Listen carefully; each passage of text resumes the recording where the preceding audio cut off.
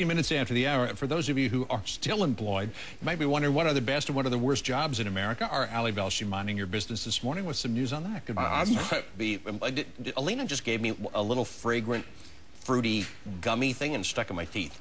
Well, I probably shouldn't have taken it right before I did my news report. But in case you're looking for another job, I have all the information for you. After you swallow. Well, it's stuck in my tooth. What is a chewy It's a chewy thing? little gummy gelatinous thing. Oh. No, it's some kind of thing. Her and Jason Carroll were arguing about it. Jason thought it wasn't very good. I took it and I should just bring breakfast on the set with you. Yeah, next time. why not? Eat a few more of those and the best job will be a dentist. So there's this website called CareerCast, and they've put out this list of 200 jobs. They've rated them on the following scale. They've taken these factors into account. The work environment, the income, the employment outlook, the possibility of jobs in that field, the stress level, and the physical demands. And they've come out with a list. There's 200 of them, but we want to show you the top 5 and the bottom 5. The top job on this list: mathematician. Actuary is number 2, and statistician is number 3. That's a whole lot of fun. Wait a minute. And then biologist and software engineer. But you see, there's growth in those industries, excellent salaries in all of them. I suppose not much physical demand. What does an actuary do? And it's exciting work, They figure out insurance, your risk. They figure out when you're going to die, basically. The mathematical calculation. So when somebody gives you a premium on your insurance, it's an actuary that's worked out what your risk is and how much you should pay. I thought that was an underwriter. That's not math. That's like crazy math. So down the bottom of the list is kind of interesting. 196 on the list. These are bad, apparently. EMT, because clearly there's a high stress level in that area.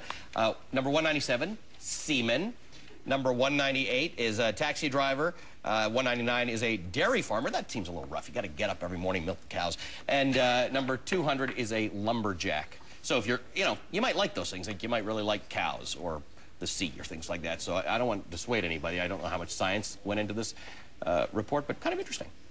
I watched The Deadliest Catch. Right, but it's dangerous, right? That's why it's deadly. That does not look fun. Yeah, but it's an adrenaline rush, and those guys love so you that might sort of like stuff, it for those reasons. It's one of those things. Everybody's job is what they like. I like getting up really early in the morning and eating sticky, fruity, fragrant chew things that stuck in my teeth. I'm a lumberjack, and I'm okay. There you go. Hey, listen, this weekend, you were asking me a little earlier. All day. You were asking me earlier about the percentage of how much the debt is. Our as a executive percentage producer is of GDP. about to scream. No, but let me tell you, we have an answer for people like you. In fact, for all of you out there concerned about the percentage of debt to GDP, but really the more important issue of deficits and Social Security and the amount of debt that this country is in, we actually have a special this weekend. It's running at 2 p.m. on Saturday. It's called IOUSA. You remember there was a movie that came out about this in the summer, kind of got buried, but it was a really fascinating movie that was made with a whole lot of smart people about how serious our debt situation is in this country. So we're going to be looking into that in great depth.